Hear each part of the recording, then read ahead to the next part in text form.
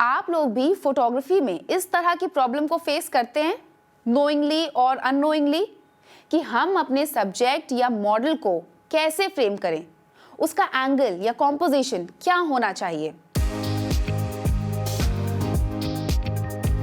Portrait shoot में body language और expression के साथ सबसे इंपॉर्टेंट है आपकी कॉम्पोजिशन। क्या आपकी कॉम्पोजिशन आपकी मॉडल के कॉस्ट्यूम, मेकअप और बॉडी जेस्चर को कॉम्प्लीमेंट करती है या नहीं। रिमेंबर, एक स्मार्ट कॉम्पोजिशन एक डल सब्जेक्ट को भी मास्टरपीस बना सकती है और एक पुअर कॉम्पोजिशन एक ब्यूटीफुल सब्जेक्ट को भी डल कर सकती है। सो ऑलवेज रिमेंबर, सब्जेक्ट को इंपॉर्टेंस आपकी कॉम्पोजिशन से मिलती है।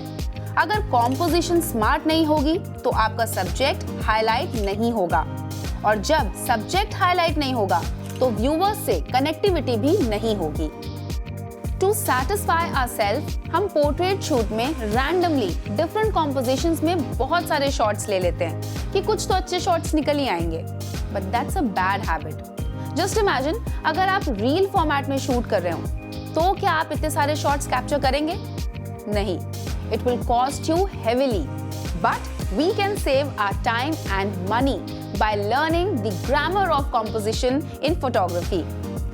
Rule of thirds, leading lines, color contrast, balancing. It is very important to define your camera angles and shots.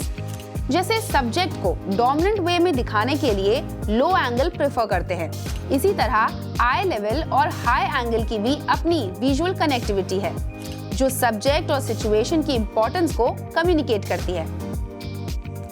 In the beginning हम ये भी इजीली डिसाइड नहीं कर पाते कि सब्जेक्ट को स्टूडियो के अदर प्रॉप्स के साथ कैसे ब्लेंड करें, प्रॉप्स का ऑप्टिमम यूज कैसे करें, किस प्रॉप के साथ मॉडल का क्या जेस्चर हो, फ्रेम को कितना कॉम्पैक्ट या ओपन रखें और कैसे दोनों को बेस्ट फ्रेमिंग में कैप्चर करें। जैसे जैसे हम बेटर करने की कोशिश करते हैं, हम और कंफ्यूज हो जाते हैं। हम ये तक डिसाइड नहीं कर पाते कि किस फ्रेमिंग कॉम्पोजिशन में शूट करें, हॉरिजॉन्टल या वर्टिकल, और दोनों कॉम्पोजिशन में शूट कर हम अपना टाइम, मनी और एनर्जी वेस्ट कर देते हैं। Apart from time and money, good composition sense से हम अपनी इमेज क्वालिटी को भी मेंटेन कर सकते हैं। लेटर ऑन एडिट में हमें इमेज को क्रॉप नहीं करना पड़ता, जिससे डेटा लॉस नहीं होता। एक गुड कॉम्पोजिशन सेंस के साथ जरूरी है एस्पेक्ट रेशियो की नॉलेज होना।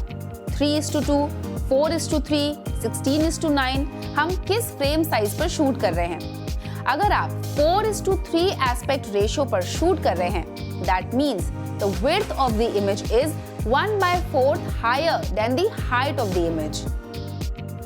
So, if you want to learn more about photography skills, then click the link given below.